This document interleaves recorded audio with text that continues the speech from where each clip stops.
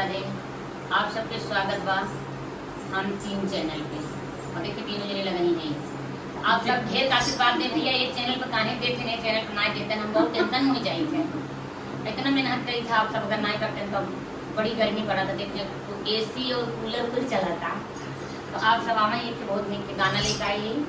और जैसे आप सब हमारे पर्सनल गाना पे आप सब बहुत प्यारा आशीर्वाद दें, जैसे इहो गाना हमारा पर्सनल बा, आप सब बहुत प्यारा आशीर्वाद देंगे। सुनावत है कैसे लागे कमेंट में बताएंगे।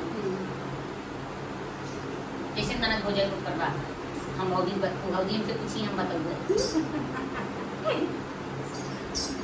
हरे रातिया सपनवा भौजी देख ले लंबा लंबा हो, रातिया सपनवा भौजी देख ले लंबा लंबा हो, टूटला करमवा सैया मिल गइले निकम्मा हो, टूटला करमवा सैया मिल गइले निकम्मा हो, मिल गइले निकम्मा होइया मिल गइले निकम्मा हो, मिल गइले निकम्मा सैया मिल गइले निकम्मा हो, अरे फूटला करमवा सैया मिल गइले निकम्मा हो, मिल गइले करमवा सैया मिल गइले निकम्मा हो।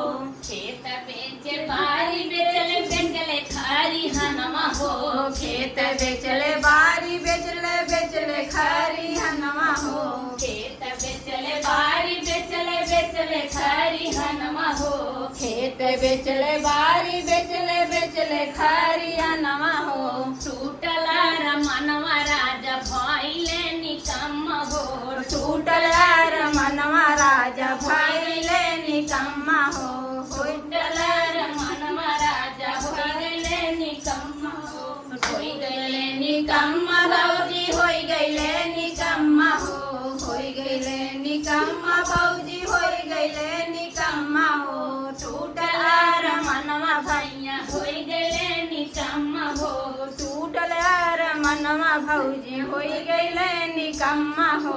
हरे गहना बेचे गुड़िया बेचे बेच देले लहंगवा हो, गहना बेचे गुड़िया बेचे बेच देले लहंगवा हो। अरे भौजी हम का बताई, हमार माई बाबू जोन देले रहन हो बेच देवन। अच्छा हाँ खाली नंदक ना बेचे ना। अरे हम का बेचे घर उनके तो महंगा रहा, उनका माई इतना पिया रहा के बेच देते रहो। अरे ना पाई बरौनी स्टेशन रा तू बेचाई जा तू। गहना बेचले गुड़िया बेचले मोहल्ला हंगवा हो, गहना बेचले हंगवा हो, गहना बेचले गुड़िया बेचले मोरला हंगवा हो, टूटला रमनवा भौजी मिल गइले निकम्मा हो, टूटला रमनवा भौजी होई गइले निकम्मा हो, मिल गइले निकम्मा भौजी मिल गइले निकम्मा हो, मिल गइले निकम्मा भौजी मिल गइले निकम्मा हो, टूटला रमनवा भौजी मिल गइले निकम्मा हो, देखले सपनवा भौजी रतिया लंबा लंबा हो, देखले सपनवा भौजी रतिया लंबा लंबा हो, टूटला रमनवा राजा मिल गइले